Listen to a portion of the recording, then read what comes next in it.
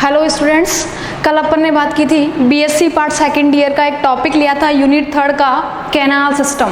देखो इससे पहले तो अपन ने साइलेंट फीचर्स की बात कर ली थी, हेमिकोडिट्स में साइलेंट फीचर, लेकिन उसके नेक्स्ट मैंने चैप्टर बताया था कैनाल सिस्टम यानी कि नाल तंत्र जिसे बोलते हैं नाल तंत्र। इस नाल तंत्र की बात की थी कि जो नाल तंत्र होते हैं वो स्पोरीफेरा संघ के जो सदस्य होते हैं स्पंज, उनके शरीर के ऊपर छोटे छोटे ओस्टिया पाए जाते हैं। ये ओस्टिया मिलकर यानी कि नाल का निर्माण करती है, कैनाल का निर्माण करती है, जिससे जो एनिमल, ये एक्वेटिक होते हैं, जलीय एनिमल होते हैं, ये जलीय होने की वजह से वाटर इनकी बॉडी के कांटेक्ट में रहता है, तो वाटर यानी कि जल का प्रवेश इनकी बॉडी में लगातार बना रहता है। इस जल के प्रवाह को बनाए रखने के लिए या बॉडी से वाटर को एक्सक्रीट करने के लिए एक तंत्र पाया जाता है जिसे हमने नाम दिया कैनाल सिस्टम। अब बात करते हैं ये जो कैनाल सिस्टम होता है, इस कैनाल सिस्टम के द्वारा श्वसन की क्रिया, उत्सर्जन की क्रिया और भोजन के अंतःग्रहण या पोषण की क्रियाएं कंप्लीट होती हैं। ये बात कर ली थी अपन ने कैनाल सिस्टम में। अब बात करते हैं कि सबसे जो सरल प्रकार का, सिंपली प्रकार का कैनाल सिस्टम होता है, ये सिंपली प्रकार का जो कैनाल सिस्टम है, ये कैनाल सिस्टम एस्केनोइड प्रकार के एनिमल में पाया जाता है। एस्केनोइड प्रकार के जो एनिमल होते हैं इनको मैंने नाम दिया था एस्केनोइड्स। एस्केनोइड्स एनिमल में ये चमड़े की बोतल के समान, मैंने बोला था इसकी यानी कि इसकी जो उत्पत्ति होती है, ओरिजिन होती है, वो ग्रीक शब्द के द्वारा एस्कोस के द्वारा होती है। एस्कोस का मतलब होता है चमड़े की बोतल। तो हमने बात की थी एस्केनोइड प्रकार का कैनाल सिस्टम है, ये एक कलश के समान होता है, जिसमें बाहर की तरफ हम बात करें कि ये जो बाहर की तरफ आपको पोर दिखाई दे रहे हैं, इन पोर को हमने नाम दिया था ओस्टिया। इन्हें कहा था ओस्टिया। ये तो सारे ओस्टिया कहलाएंगे, लेकिन हम बात करें कि जब एक स्पेसिफिक की तो इसे बोला जाता है ओस्टियम। ओस्टियम कहा जाता है। अब बात करते हैं जो ओस्टिया होते हैं, ये ओस्टिया अंदर की तरफ खुलते हैं। यहाँ पर देखो सबसे इम्पोर्टेंट बात यह है कि जो ओस्टिया पाए जाते हैं इनकी उत्पत्ति यानी कि जो कोइनोसाइट सेल्स होती हैं, कशाभिक कोशिकाएं कोइनोसाइट्स के द्वारा होती है। तो यहाँ पर ध्यान रखना, कोइनोसाइट सेल्स, ये कोइनोसाइट सेल्स के द्वारा ही इन ओस्टिया का फॉर्मेशन होता है। अब बाहर वाली लेयर यानी हमने बात की थी कल, इसे क्या कहा गया था, पिनेकोसाइट्स। अब बात करते हैं कोइनोसाइट्स कहलाती है। इसके बीच में मीजोहाइल पाया जाता है, जो मैट्रिक्स होता है, इसे मीजोहाइल नाम दिया था। अब जो ये ओस्टिया है ये अंदर की तरफ एक बड़ी गुहा में खुलते हैं। इस गुहा का नाम होता है स्पंजोसील। इस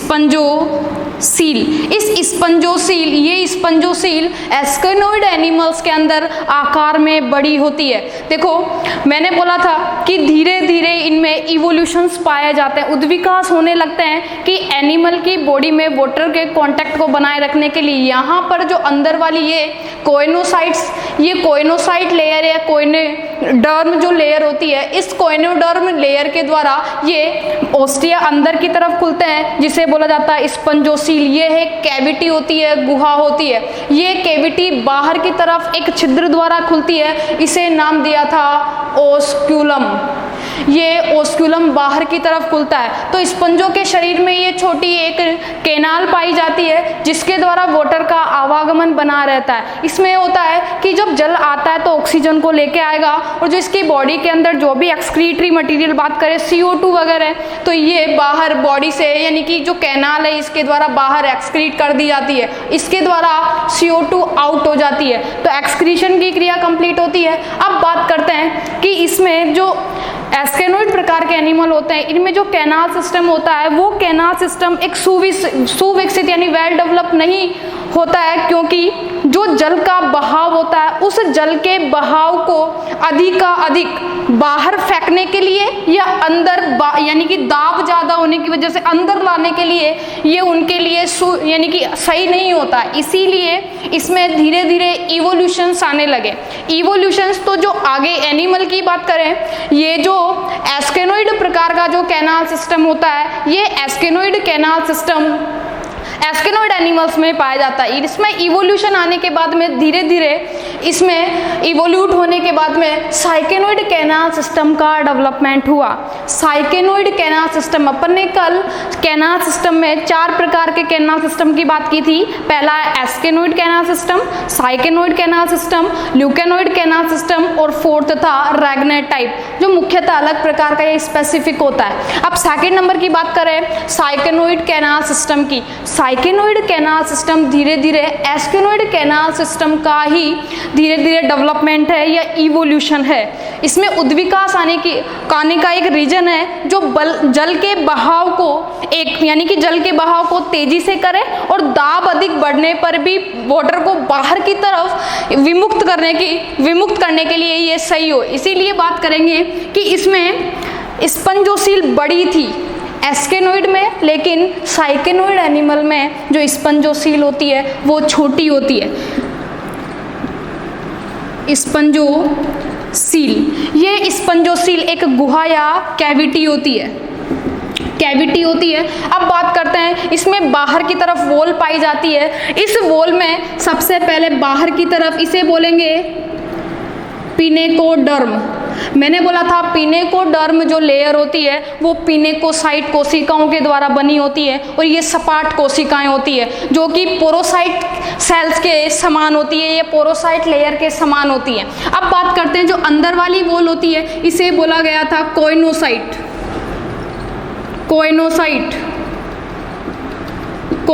बोला गया था। अब बात करते हैं इन दोनों वॉल के बीच में। एस्केनोइड में तो मैट्रिक्स था जिसे मीजोहाइल कहा था। इस मीजोहाइल में विशिष्ट प्रकार की स्पिक्यूल्स पाई जाती है, अमीबोइडल सेल्स पाई जाती है। लेकिन साइकेनोइड कैनाल सिस्टम में बात करें कि साइकेनोइड कैनाल सिस्टम के अंदर यहाँ पर दो एकांतरित रूप में नाल पाई जाती है। आपको दिखाई दे रही होगी एकांतरित रूप में, एक तो अंदर की तरफ खुल रही है और एक बाहर की तरफ खुल रही है। ये 2 प्रकार की यहाँ पे नाल पाई जाती है, कैनाल पाई जाती है, जिन्हें जो बाहर की तरफ खुलती है, यहाँ पे दिखाई दे रहा है कि जो बाहर की तरफ खुलेगी उसे तो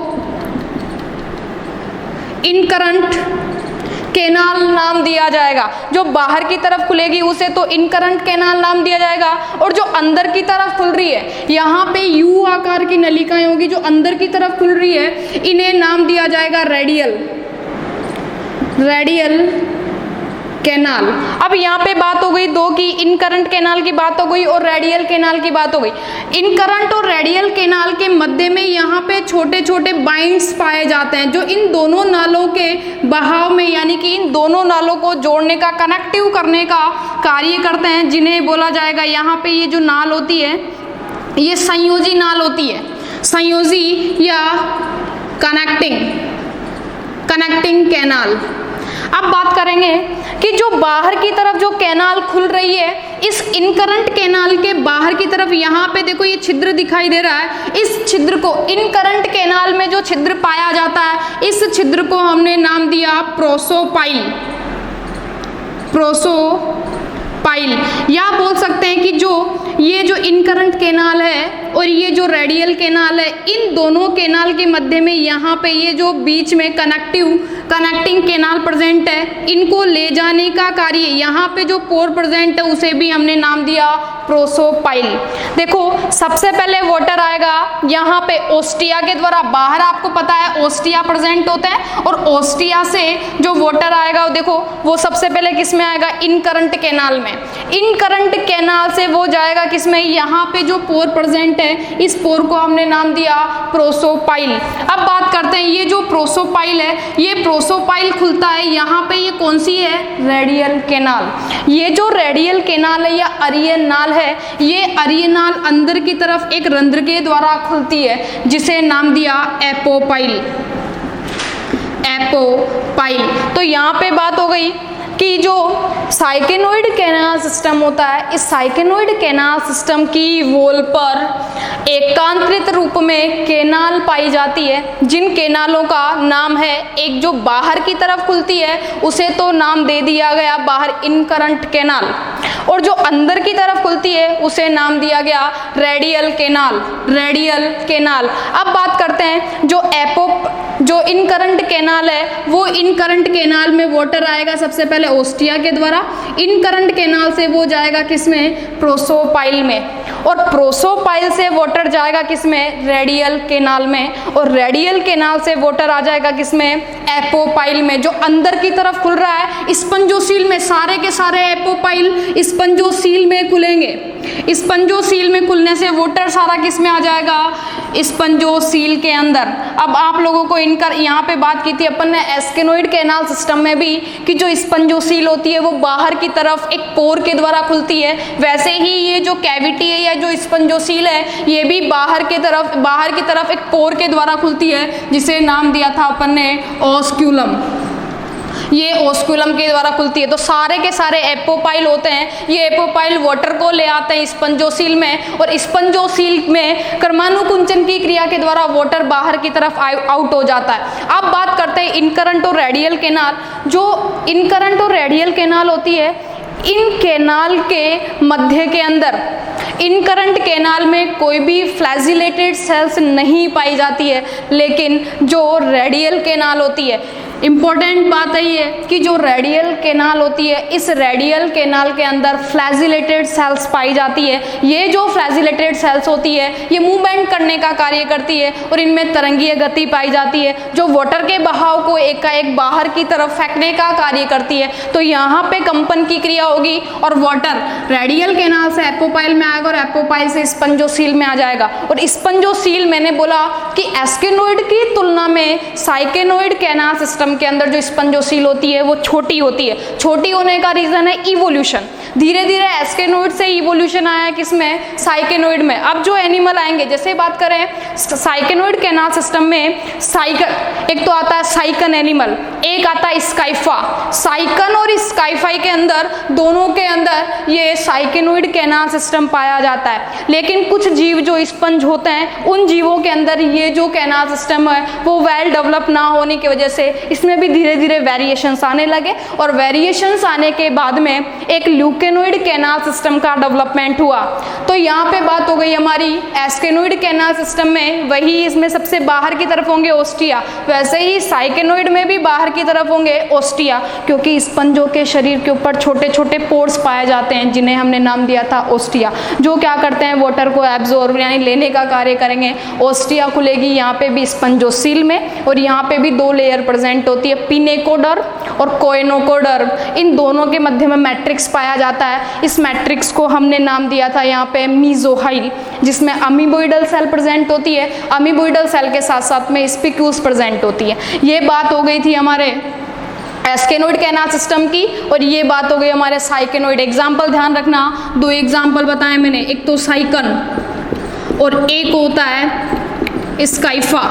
इन दोनों के अंदर साइकेनोइड प्रकार का कैनाल सिस्टम पाया जाता है। ये बात हो गई कैनाल सिस्टम की। अब बात करते हैं ल्यूकेनोइड। एक और है कि जो साइकेनोइड कैनाल सिस्टम है, इसका छोटा क्वेश्चन आ जाता है कि साइकेनोइड कैनाल सिस्टम का वाटर पाथवे क्या होता है। तो हम वाटर पाथवे की बात करेंगे। सबसे पहले कि जो यहाँ पे बाहर की तरफ छोटे छोटे पोर पाए जाते हैं जिन्हें हमने नाम दिया था ओस्टिया, तो ये तो वाटर पाथवे है। वाटर पाथवे सबसे पहले बात करेंगे। वाटर पाथवे के अंदर सबसे पहले वाटर कांटेक्ट में आएगा ओस्टिया के, ओस्टिया, और ओस्टिया के बाद में वाटर जाएगा इनकरंट कैनाल में, इनकरंट कैनाल, और इनकरंट कैनाल के बाद में, इनकरंट कैनाल के बाद में जो वाटर है, वाटर अंदर इनकरंट कैनाल में जाएगा। और यहाँ पे मैंने बोला कि एक जो पोर प्रेजेंट होता है, रंध्र प्रेजेंट होता है, जिसे नाम दिया प्रोसोपाइल। इस प्रोसोपाइल के द्वारा ये जो जाएगा वाटर, वो जाएगा रेडियल कैनाल में। प्रोसोपाइल के बाद में जाएगा रेडियल कैनाल में, और रेडियल कैनाल से वाटर फ्लैजिलेटेड मूवमेंट के द्वारा, फ्लैजिलेटेड यहाँ पे देखो ये छोटे छोटे मैंने फ्लैजिलेटेड बनाए, कशाबिक स्पर्शक बनाए, इनमें मूवमेंट होता है, क्रमानुकुंचन की गति होती है। ये मूवमेंट के दौरान ये वाटर जो जाता है वो जाता है रेडियल कैनाल के बाद में एपोपाइल में, एपोपाइल। और एपोपाइल मैंने बोला सारे के सारे जो सारे के सारे एपोपाइल है वो सारे के सारे एपोपाइल खुल जाते हैं किसमें, स्पंजोसील में। जो कैविटी होती है स्पंजोसील में, और स्पंजोसील जो दबाव के दौरान प्रेशर के दौरान बाहर की तरफ खुल जाता है जिसे मैंने बोला ऑस्क्यूलम। ऑस्क्यूलम, और ऑस्क्यूलम के द्वारा वाटर हो जाता है आउट, बाहर की तरफ डिस्कासिस हो जाता है। तो ये एक नंबर का तुम्हारे क्वेश्चन आता है कि जो साइकेनोइड प्रकार का कैनाल सिस्टम है उसमें वाटर पाथवे क्या होता है। तो सबसे पहले वाटर एंटर करेगा ऑस्टिया के दौरान, ऑस्टिया से करेगा इन करंट केनाल, और इन करंट से प्रोसोपाइल, प्रोसोपाइल से करेगा रेडियल केनाल, और रेडियल केनाल में ध्यान रखना फ्लैजिलेटेड सेल्स पाई जाती है जिनके अंदर यहाँ पे कंपन की क्रिया होती है जो वाटर के प्रेशर को तेज कर देती है। अब बात करते हैं एपोपाइल में आएगा, उसके बाद में, और एपोपाइल से स्पंजोसील में, और स्पंजोसील के बाद में ऑस्क्यूलम, ऑस्क्यूलम के द्वारा ये हो जाएगा आउट। तो ये हो गया तुम्हारा साइकेनोइड कैनाल सिस्टम। एग्जाम्पल ध्यान रखना, साइकन में प्रेजेंट होता है और स्काइफा में प्रेजेंट होता है। अब बात करते हैं ल्यूकेनोइड कैनाल सिस्टम की।